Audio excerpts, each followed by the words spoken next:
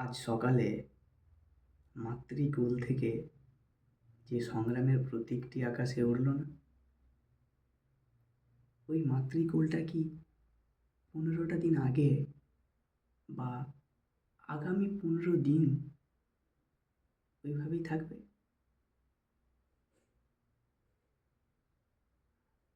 প্রকৃতি হয়তো নোংরা করতে পারে।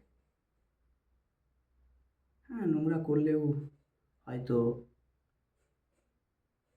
তারই রঙে করবে।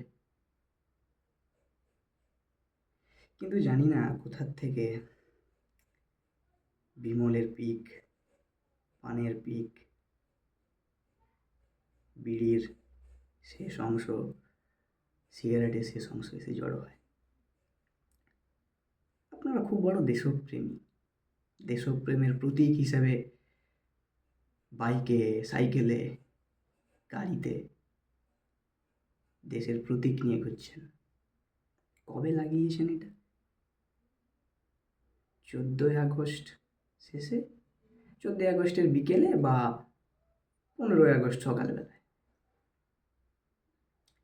আগের বছরও লাগিয়েছিলেন, তাই না? ২০২৪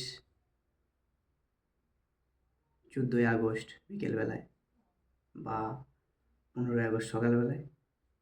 ও, আগের বারেরটাই এবারে লাগিয়েছেন? না? কেন?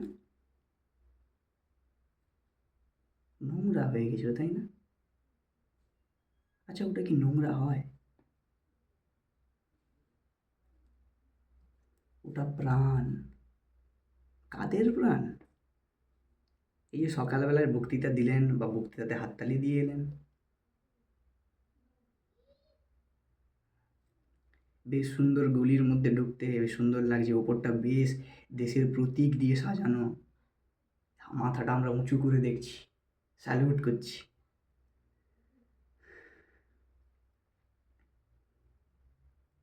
৭টা দিন বাদে, ১০টা দিন বাদে যেন মাথাটা এইরকম হওয়ার পরিবর্তে এইরকম যেন না হয়ে যায়। এটুকুই বলার আমার। আর যদি বলেন, আরে ইন্ডিপেন্ডেন্স ডে উইশ করবি না? আমরা কি আদৌ ইন্ডিপেন্ডেন্ট?